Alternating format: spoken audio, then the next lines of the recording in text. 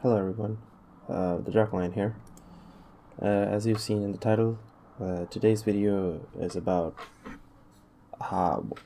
basically all about Overwatch. I wanted to give my opinion on this game, what it has been, what it is, the competitive side of it, and yeah, pretty much everything that I've experienced so far in this game since when I started out. So first, a little bit about myself in Overwatch. I started playing this game in Season 5. I played every season except from 13 to 18 due to Brig and being in the meta and double shield was a thing.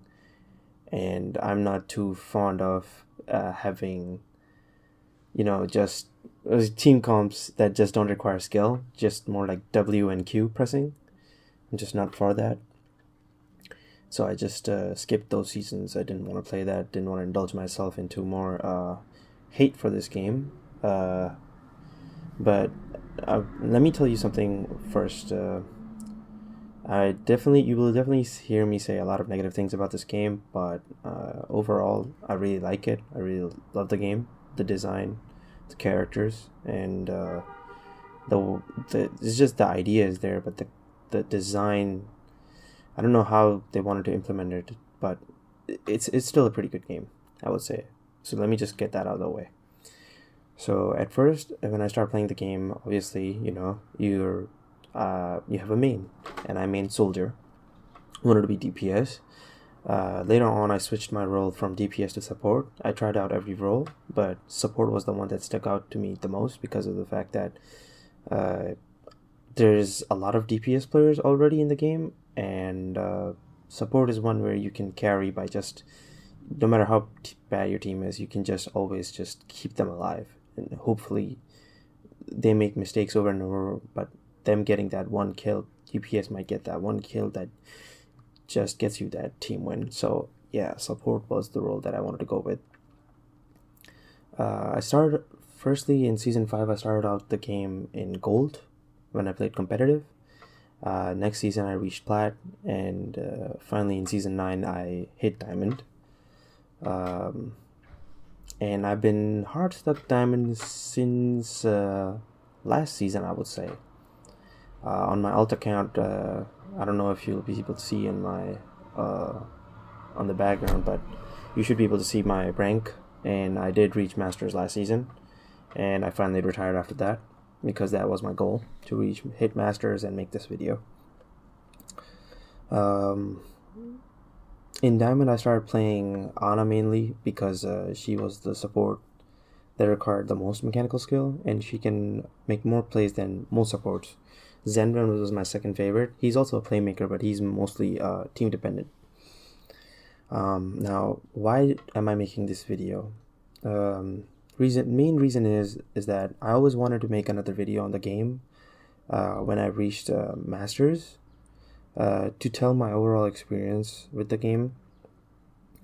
During my days of being hard stuck in diamond, there were a lot of problems, which I will go in details later on, that I had with this game that became clear to me the more I played the game. And I wanted to share and tell my honest opinion on the game, its current state, and what madness it has been through, what it means to climb the ranks and how to climb them. It may seem, again, that I'm being negative towards the game, but I'm truthfully just telling my opinions, and some people might face problems digesting these opinions, and it's perfectly fine. They are opinions at the end of the day. Some people will relate, some people won't. I wanted to make a video that helped everyone, whether it's someone new to the game, someone that has stayed with the game from a long time, or someone that wishes to get back into it. Now, firstly, for the new players, what is Overwatch? It's kind of hard to explain, but I'll try my best. It's an FPS/MOBA, team-based game. Now, because since it's a MOBA, it makes a little bit of... It's not fully FPS, I would say. It has characters that just don't require a lot of mechanical skill. It just requires game sense, that's it. So yeah, it's a FPS/MOBA team-based game where there are 3 main roles: tanks, DPS, and support. and each team is comprised of 2 of each role, making it a 6v6. So yeah, that's pretty much it. That's how. Before it was something different. Before you had the I don't know till what season, but now that they introduced role queue, they only want the game to be played. Blizzard only wants the game to be played in 2-2-2, which is 2 tanks, 2 supports, and 2 DPS. Now, as I said, this is a team-based game, but truthfully, individual skill is what complements the overall quality of the team. I'm going to emphasize very harshly on this, but please bear with me. Please try to understand this statement, as a lot of people that I've seen in the community still to this day do not know the core aspect of the game. I'm not saying that they're all wrong. I'm not saying that they're right. I'm just saying that the truth isn't out there. Not a lot of videos you'll see on YouTube or anywhere, on Twitch or on like pro players discussing about this fact. That there's a really harsh truth to this game. And a lot of people just like to have a blind eye to that. And I want to put it in front of you. You will see a lot of people saying that if you're good enough, you will climb in any role. If you're stuck at a rank that where you belong, or they will say you have to grind out the game to climb it. And in certain cases, all of this is correct. I am not saying this is incorrect. Yes, you will climb if you're good enough. But you have to understand something about this game that not a lot of people just don't want to talk about, and I will discuss that. There's just simply games that are just not winnable, that you will lose no matter what, no matter how good you are. It doesn't matter how good it does not matter how good you are at this game. You will have games where someone is either throwing, not playing with the team, not regrouping, not switching or making good choices based on what the enemy team is running. I can honestly sit here and go on and on about all the factors why you may lose the games, but the core concept I want you to grasp is that your games are not in your control. I found that out the hard way, because I listened to a lot of people saying that you have to be good enough to climb the ranks, and if you're stuck somewhere, that's where you belong. I grinded my ass out. I did everything possible. I went to coaches. I did everything that was humanly possible that I could have done. I spent my time and effort into the game. My ana became so good that I was getting 70% scoped, 70% unscoped, positioning every single time. I would ult track where to position myself, what ults are going to come in, and where I need to be at to dodge those ultimates, who's going to focus me, or who might flank me. All of these things, I got all of them under control. I kept track of every single thing, and I still lost games. So that's going to be the core concept of the video, that there will be games that are just not winnable. And a lot of people like to say that there's going to be 30% of the games that are not winnable, 30% of the games that are winnable, and 40% of the games that are in your control. I don't know about that math, but I think it's actually much more than just that, especially as a support. There are certain roles that have the carry potential in this game, and certain roles that just don't. They can do only so much, but they're just so team dependent that they can't thrive upon just their abilities or just their mechanical skill or just their play style. When you hit that competitive button, right, make sure that you are agreeing on the fact that you will play your best, you will play for the team, you will try to make callouts, and you will not let anything faze you. When I say that you not let anything faze you, it means that you're looking at somebody on the other enemy team. Let's say you're in a game, right? You're a plat, and there's a diamond DPS. Don't let that faze you. It doesn't mean shit. Literally, it doesn't mean shit. You could be better. I've seen a lot of players. One thing this game has got, like, a lot of people the community itself likes to, like, boast about itself. People that are high ranked, right? They say that because they got that title, they think that they're above everybody else. Yes, in rankings, yes, you are above everybody else. But skill-wise, that just does not translate because, again, it's a team-based game. This could be said about any hero, any role, any situation. I would like to say that ranks don't mean shit in this game. In most FPS games, it does, but not in this game. I've seen DPS videomakers that are 10 times better than a GM videomaker, but they're stuck there because, their positioning is bad. There's certain things that they're just bad at. I've also seen players that are like amazing Genji players. They'll get 6k blades and shit, and they will still lose games because, it's a team-based game. There's either something the supports are doing wrong, or the tanks are doing wrong, or the other DPS that he's playing with doing wrong. Every single role counts for the quality of your team. How good you are will legit boast not only the morality of the team, but also the skill and the effectiveness of the team. All right. Now that that's out of the way, I'm not saying this applies to bad players. All of this that I just said it doesn't apply to bad players. This only applies to those people, as I said, that are good. They improved upon their mistakes. They learned and they improved upon their mistakes. This only applies to you if you're good enough. If you know you're good enough, you yourself have to have a deep look into the mirror and know if you're a good player. That your mechanics are good, your positioning is good in every situation. You know which hero to pick that meshes best with the team.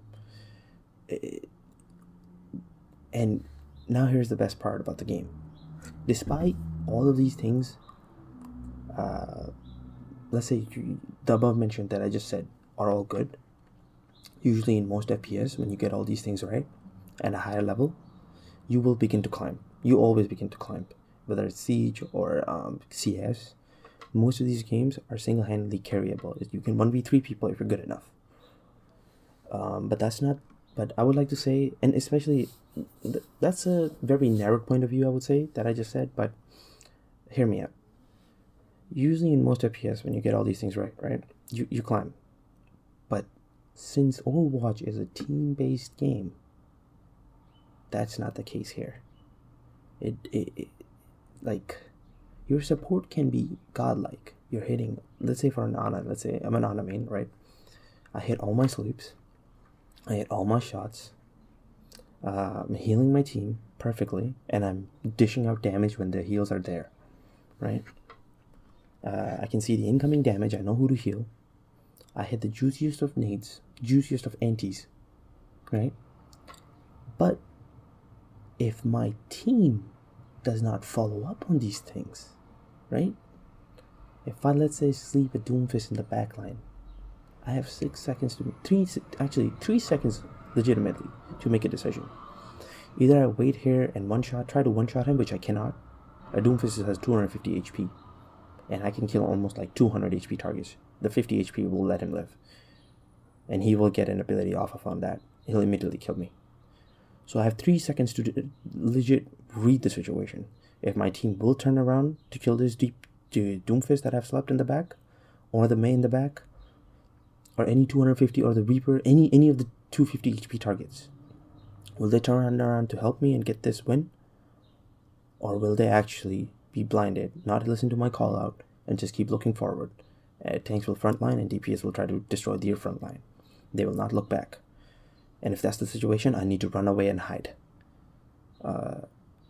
But me hiding will still let them a kill again, because somebody in the back line is still alive. So that's what I really mean when I say that you can be the best there is at what you do, but you still lose in this game. There's honestly nothing you can do to win certain games. And this doesn't only apply to supports, it also goes for tanks and DPS as well. Let's say there's a McCree on your team, a really good McCree on your team, right? Not a good McCree on your team. You are a good McCree, right? You know you're dishing out damage, you know where to flank, you know who to hit, who to target first, who to kill, When do you say, who do you save your flashbang for? When to use it, right? And you're trying to make these plays, but once the enemy team reads the situation, they know that the problem is you. They will try to focus you. Now, either your tanks have to play around you. Your tanks have to read the situation.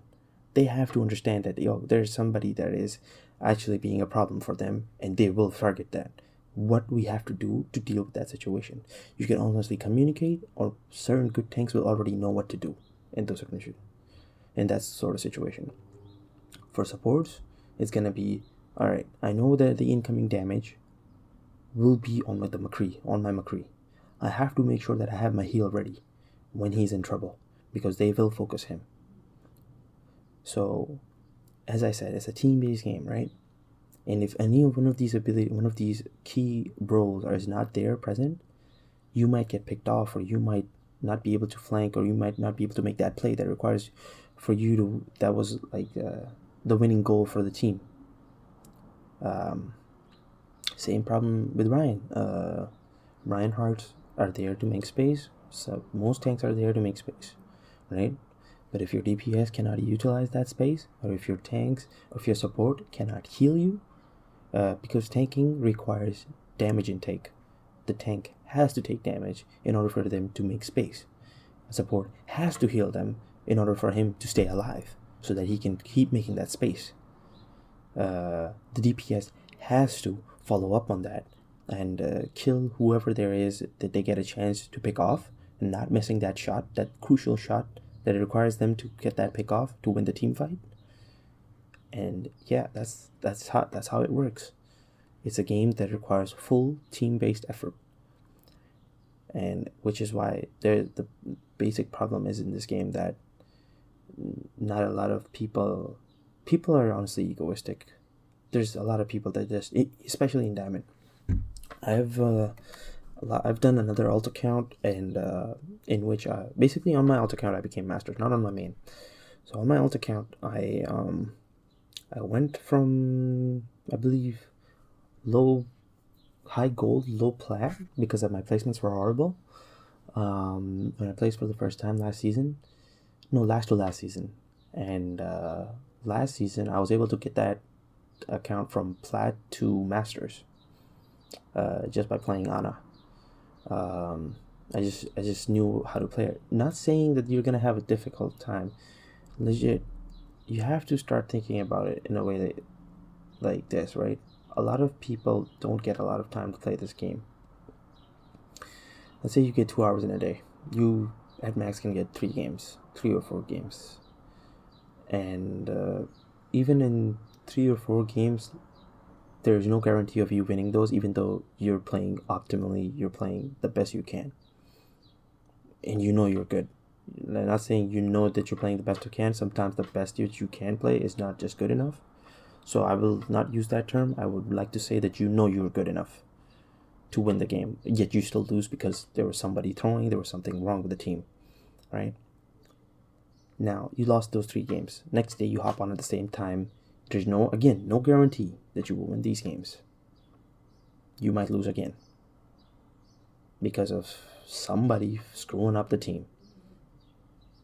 So when you click that comp button, just realize that it's not in your control, and just don't let that phase you. That's the hardest part, honestly. And I would be lying if I said it didn't phase me, because it did phase me every single time. Every single time I've lost a game which I shouldn't have lost, where I played everything perfectly. It does hurt. It annoys me the most. And not only that, then you are on a losing streak because you're just playing with bad players. You have to understand this as well. There is carry potential in each role. Ana can carry by hitting the best sleeves or the best nades. ZEN can carry by hitting the best discords and hitting all his shots.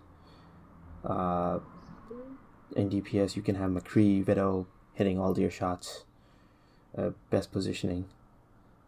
Tanks knowing when to shatter, when to bongo, when to hook, pull hook, Zarya grab combo. grab Hanzo Galt. Like, all of this, you have to understand the game and have to sit down and study the game in order for you to improve on it. And also another thing I would say is that a lot of people like to say, if the pros have done a lot of unranked to GM, so there's a reason why you're not climbing. There's this argument in the community. I've heard it multiple times that they're able to climb to GM. That means they belong in GM. They're good enough. To that argument, I have to say this: they're professionals. They're streamers. Every day they play the game. That's their job. Not a lot of people do that. A lot of people have their own life they have to do.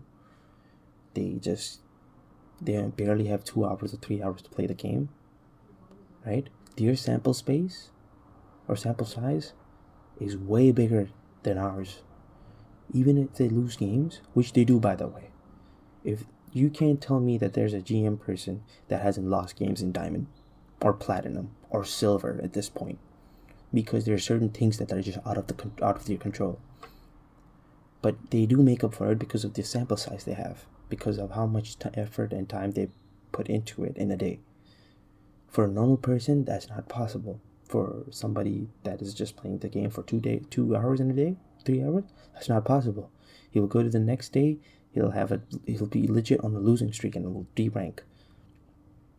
Because there's RNG involved in competitive. Always remember this. I'm saying this only applies to you if you're good. If you know you are good. If you have, let's say, with Ana or McCree or Widow, 70% scope accuracy, 72% critical shot, 70% headshots, all like good stats. If you have good enough stats. But yeah, this is what I meant to say. Also, another good way to climb is also dueling with somebody that you can depend on, that you know for a fact is a good player. Usually when I want to test out somebody that are good, I usually duel them in a 1v1.